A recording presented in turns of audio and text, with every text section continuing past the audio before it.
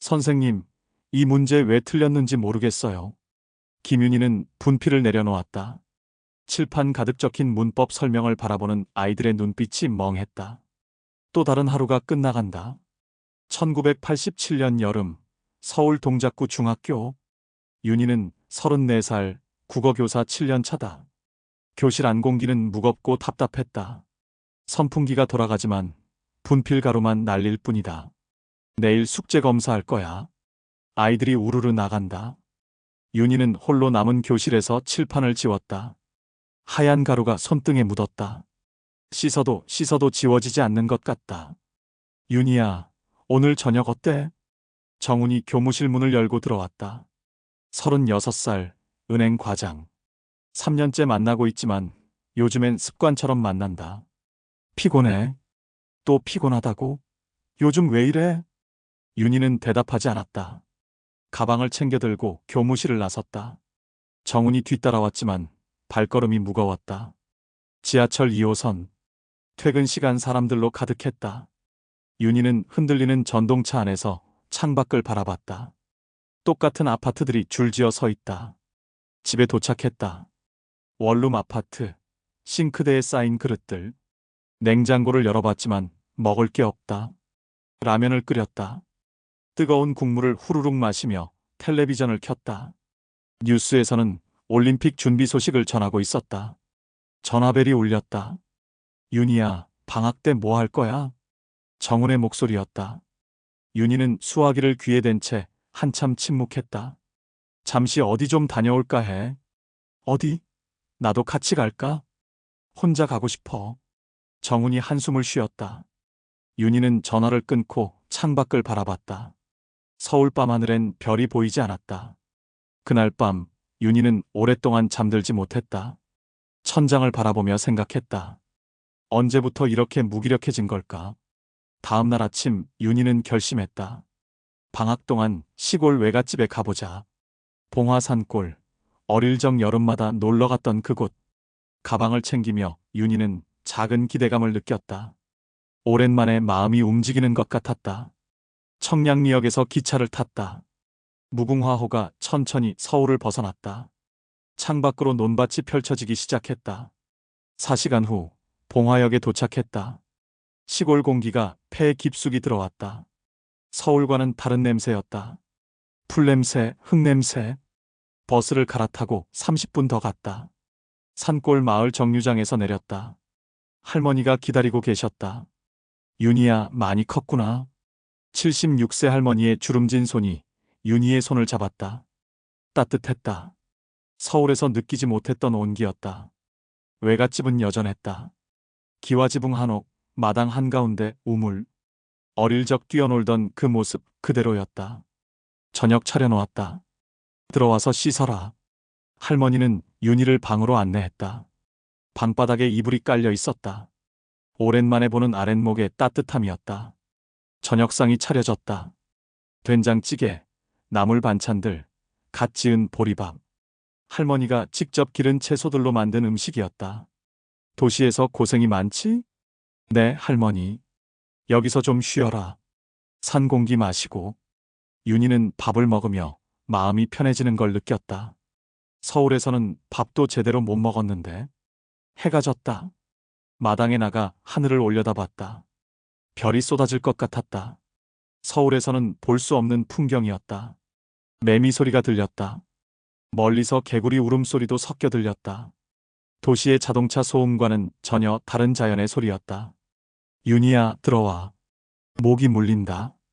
할머니의 부름에 방으로 들어갔다. 전깃불 대신 작은 등불을 켜두셨다. 은은한 불빛이 방 안을 따뜻하게 비췄다. 할머니, 잘 자요. 그래, 푹 자거라. 윤희는 이불을 덮고 누웠다. 서울 아파트와는 다른 고요함이었다. 마음이 차츰 가라앉았다. 그런데 이상했다.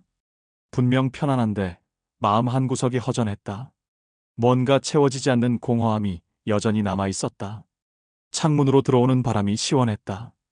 윤희는 천장을 바라보며 생각했다. 서울로 돌아가면 또 똑같은 일상이 기다리고 있을 텐데. 그렇게 첫날 밤이 지나갔다. 다음 날 아침 할머니가 준비해 주신 미역국을 먹었다. 산책이나 다녀와라. 좋은 공기 많이 마시고. 윤희는 산길을 따라 걸었다. 어릴 적 뛰어놀던 그 길이었다. 소나무 사이로 햇빛이 비쳐 들어왔다. 30분쯤 걸었을까? 길가에 작은 오두막이 보였다. 나무로 만든 간판에 글씨가 적혀 있었다. 행복.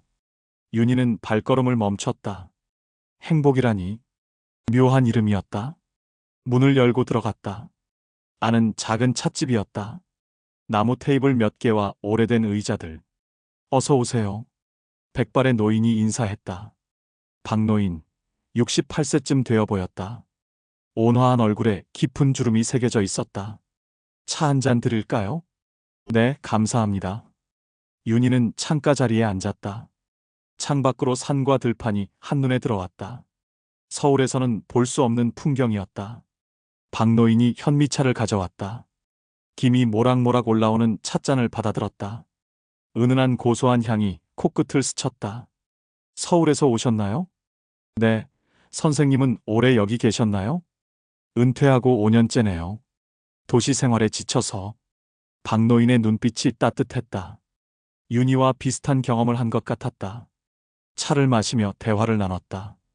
박노인은 많은 말을 하지 않았지만 좋은 듣는 사람이었다. 그때 윤희의 시선이 구석에 놓인 유리병에 머물렀다. 투명한 병 안에 맑은 물이 들어 있었다. 물이 은은하게 빛나는 것 같았다. 저게 뭔가요? 박노인이 유리병을 바라봤다. 잠시 망설이는 표정을 지었다. 산에서 떠온 물일 뿐입니다. 그냥 물이요? 네, 그냥 물이에요. 하지만 박노인의 눈빛이 묘했다. 뭔가 더 말하고 싶어 하는 것 같았다. 윤희는 유리병을 계속 바라봤다. 왜인지 끌리는 느낌이었다. 마치 그 물이 자신을 부르는 것 같았다. 혹시 한 잔 마셔볼 수 있을까요? 박노인이 잠시 침묵했다. 그리고 천천히 고개를 끄덕였다. 한 잔만이요. 박노인이 유리병에서 물을 따라 주었다. 작은 찻잔에 담긴 물은 크리스털처럼 투명했다. 햇빛에 비춰 반짝반짝 빛났다. 윤희는 찻잔을 들고 망설였다. 그냥 물인데 왜 이렇게 설레는 걸까? 첫 모금을 마셨다. 순간 온몸에 전기가 흐르는 것 같았다. 아니, 전기가 아니라 따뜻한 봄볕 같은 기운이었다. 가슴부터 시작해서 온몸으로 퍼져나갔다. 눈앞에 장면들이 스쳐 지나갔다. 첫 번째로 떠오른 건 제자들의 모습이었다. 선생님 고맙습니다라고 말하던 아이의 미소. 졸업식 날 눈물을 글썽이며 인사하던 학생의 얼굴. 그 다음엔 정훈과의 첫 만남이 생각났다. 3년 전 친구 소개로 만났던 그날. 어색하게 웃으며 커피를 마시던 그의 모습. 부모님의 얼굴도 떠올랐다. 아프실 때마다 걱정하던 어머니. 묵묵히 용돈을 챙겨주시던 아버지. 눈물이 맺혔다. 언제부터 이런 것들을 잊고 살았을까? 나는 행복한 사람이구나. 처음으로 확신했다. 이렇게 많은 사랑을 받고 살았는데 왜 몰랐을까? 박노인이 조용히 바라봤다. 아무 말하지 않았지만 알고 있는 듯한 표정이었다. 윤희는 찻잔을 다 비웠다. 몸이 가벼워진 것 같았다. 마음도 한결 편해졌다. 감사합니다. 천천히 가세요. 찻집을 나와 산길을 걸었다. 발걸음이 경쾌했다. 모든 게 새롭게 보였다.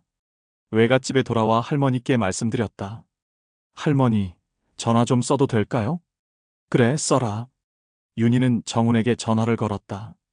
정훈아, 나야. 윤희야? 웬일이야? 그냥 고마워서. 뭐가? 3년 동안 내 곁에 있어줘서. 전화기 너머로 정훈의 당황한 기침 소리가 들렸다. 갑자기 왜 그래? 시골 가더니 이상해졌네. 나 너 사랑해. 나도. 어색하지만 따뜻한 대화였다.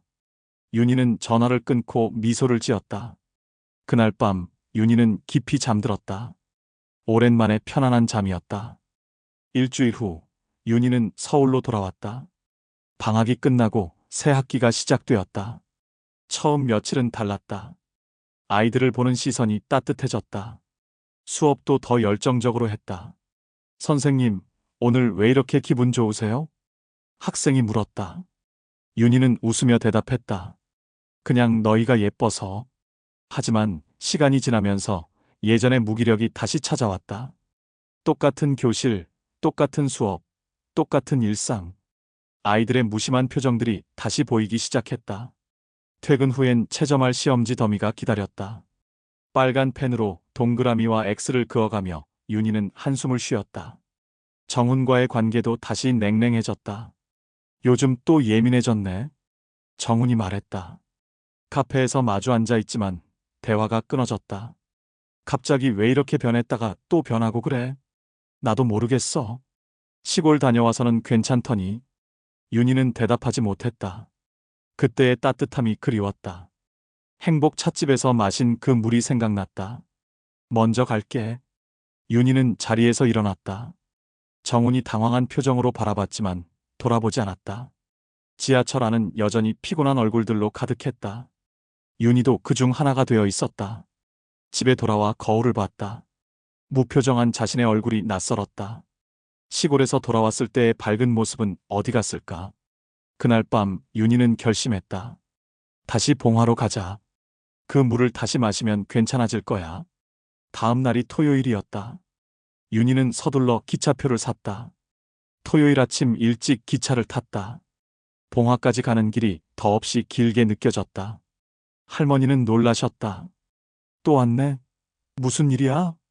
그냥 할머니 보고 싶어서요. 하지만 진짜 목적은 따로 있었다. 행복 찻집, 그 투명한 물. 점심도 거르고 바로 산길로 향했다. 발걸음이 빨랐다. 간절했다.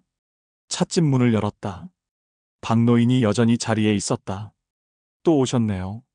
네, 안녕하세요. 윤희의 시선은 곧바로 구석의 유리병으로 갔다. 물이 여전히 맑게 빛나고 있었다.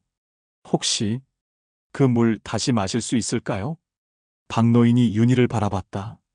간절한 눈빛을 읽었는지 고개를 끄덕였다. 물을 따라 주었다. 윤희는 찻잔을 받아들고 기대에 찬 눈으로 바라봤다. 첫 모금을 마셨다.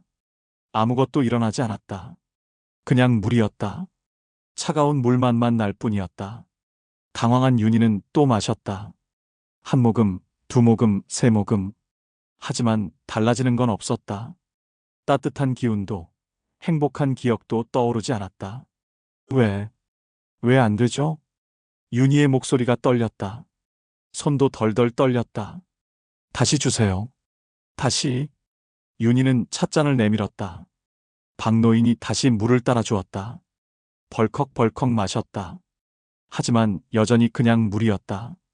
이상해요. 지난번엔 분명히. 눈물이 글썽거렸다. 간절히 원했던 그 느낌이 오지 않았다. 박노인이 조용히 말했다. 내일 다시 와보세요. 내일이요? 네, 내일. 윤희는 절망스러운 표정으로 고개를 끄덕였다. 마지막 희망을 걸고 찻집을 나섰다. 외갓집으로 돌아가는 길이 무거웠다. 발걸음도 느려졌다. 할머니가 걱정스러운 눈으로 바라봤다. 왜 그래? 얼굴이 안 좋네. 괜찮아요, 할머니. 하지만 괜찮지 않았다. 그날 밤 윤희는 뒤척이며 잠들지 못했다. 다음 날 아침 윤희는 다시 찻집으로 향했다. 마지막 기회라는 생각으로. 박노인은 이미 기다리고 있었다. 물도 미리 준비되어 있었다. 윤희는 말없이 마셨다. 역시 변화는 없었다. 그냥 물이었다. 왜 안 되는 거죠? 윤희의 목소리에 절망이 섞여 있었다. 박노인이 한참 침묵하다가 입을 열었다. 그건 그냥 산샘물일 뿐입니다. 네. 마법 같은 건 없어요. 그냥 물이에요. 윤희의 얼굴이 하얗게 질렸다. 속았다는 생각에 화가 났다. 그럼 지난번엔 뭐였어요? 내가 느낀 그 따뜻함은? 그건 진짜였어요. 박노인의 목소리가 단호했다. 당신이 느낀 행복은 진짜였습니다. 다만 물 때문이 아니었을 뿐이에요. 그럼 뭐 때문이었죠? 당신 마음 때문이었어요. 윤희는 고개를 젓다가 멈췄다. 박노인이 계속 말했다. 지난번에 여기 왔을 때 당신은 이미 마음의 준비가 되어 있었어요. 새로운 것을 받아들일 마음, 행복을 찾고 싶은 마음. 그건 물은 그냥 계기였을 뿐이에요. 당신 안에 있던 소중한 기억들, 사랑받았던 순간들을 떠올리게 해준 거죠. 윤희의 눈에서 눈물이 흘러내렸다. 그럼 이제 영원히 그 느낌을 찾을 수 없는 건가요? 아니에요. 박노인이 따뜻하게 미소 지었다. 행복은 밖에서 찾는 게 아니에요. 당신 안에 이미 있어요. 다만 잊고 있었을 뿐이죠. 윤희는 소리내어 울었다. 분노도 실망도 그리고 이상하게 안도감도 느껴졌다. 박노인이 계속 말했다. 제자들의 미소, 연인의 사랑, 가족의 따뜻함. 그런 것들이 진짜 행복이에요. 물이 아니라. 윤희는 고개를 끄덕였다. 조금씩 이해가 되기 시작했다. 당신은 이미 충분히 행복한 사람이에요. 다만 그걸 느끼는 법을 잊었을 뿐이죠. 찻집을 나서며 윤희는 뒤돌아봤다. 박노인이 창가에서 손을 흔들고 있었다. 진실을 알았지만 마음이 한결 가벼웠다. 월요일 아침 윤희는 서울로 돌아왔다. 지하철을 타고 학교로 향했다. 똑같은 출근길이었다. 하지만 이번엔 달랐다. 지하철 안 사람들의 피곤한 얼굴이 보였다. 예전엔 우울해 보였는데 이제는 각자의 사연이 있어 보였다. 누군가는 가족을 위해, 누군가는 꿈을 위해 이 길을 오가고 있을 것이다. 학교에 도착했다. 교무실 문을 열고 들어서니 동료 선생님들이 인사했다. 윤희 선생님, 주말 잘 보내셨어요? 네, 감사해요. 평범한 인사였지만 따뜻하게 들렸다. 교실로 들어갔다. 아이들이 웅성거리고 있었다. 선생님 왔다. 한 학생이 크게 외쳤다. 아이들이 일제히 인사했다. 안녕하세요. 그 순간 윤희는 미소를 지었다. 진심으로 기뻤다. 이 아이들이 자신을 기다리고 있었구나. 수업을 시작했다. 문법 설명을 하면서 아이들의 표정을 살폈다. 집중하는 아이, 딴 생각하는 아이, 졸고 있는 아이. 예전엔 답답했는데 이제는 귀여웠다. 각자 나름의 고민과 꿈이 있을 것이다. 이해 안 되는 거 있으면 언제든 물어봐. 윤희가 말했다. 아이들이 고개를 끄덕였다. 방과 후 정훈이 전화했다. 오늘 저녁 어때? 좋아. 정말? 요즘 계속 싫다고 했잖아. 미안해. 내가 예민했어. 괜찮아. 뭐 먹고 싶어? 뭐든 좋아. 같이 있는 것만으로도. 정훈이 잠시 침묵했다가 웃었다. 알겠어. 저녁에 만난 정훈은 여전히 무뚝뚝했다. 하지만 윤희는 더 이상 그것을 차갑다고 생각하지 않았다. 그의 방식으로 자신을 사랑하고 있다는 걸 알았다. 고마워. 뭐가? 그냥 내 곁에 있어줘서. 정훈이 어색하게 웃었다. 그의 손을 잡았다. 따뜻했다. 집에 돌아와 부모님께 전화드렸다. 어머니, 안녕하세요. 윤희야, 웬일이야? 그냥 목소리 듣고 싶어서요. 그래? 몸은 괜찮지? 네, 건강해요. 어머니도 몸 조심하세요. 고마워, 우리 딸. 짧은 통화였지만 마음이 따뜻해졌다. 부모님의 사랑을 새삼 느꼈다. 창밖을 바라봤다. 서울 밤하늘에는 여전히 별이 잘 보이지 않았다. 하지만 어딘가에 별이 있다는 걸 알았다. 윤희는 혼잣말했다. 행복의 표준 답안은 없지. 박노인의 말이 떠올랐다. 행복은 밖에서 찾는 게 아니라 안에 있다고. 답은 나였어. 창가에 앉아 하루를 돌아봤다. 학생들의 인사, 동료들의 안부, 정훈의 손, 부모님의 목소리. 평범한 일상이었다. 특별할 것 없는 하루였다. 하지만 충분히 행복했다. 윤희는 미소를 지었다. 내일도 이런 평범한 하루가 기다리고 있을 것이다. 그리고 그 하루를 기쁨으로 받아들일 수 있을 것 같았다. 멀리 봉화 산골에서 박노인도 이 별을 바라보고 있을까? 그 투명한 물은 여전히 유리병 안에서 빛나고 있을 것이다. 누군가 다른 사람이 와서 그 물을 마시고 자신만의 행복을 발견하겠지. 윤희는 일기장을 펼쳤다. 오랜만에 쓰는 일기였다. 오늘 나는 행복했다. 특별한 일이 있어서가 아니라 평범한 일상 속에서 소중한 것들을 발견했기 때문이다. 펜을 놓고 창밖을 다시 바라봤다. 도시의 불빛들이 별처럼 반짝이고 있었다. 서울에도 별이 있었구나. 그날 밤 윤희는 깊이 잠들었다. 내일이 기다려지는 마음으로. 행복 찾기가 끝났다. 아니, 시작됐다. 진짜 행복은 지금부터였다. 오늘도 함께 해주셔서 감사합니다. 구독과 좋아요 부탁드려요.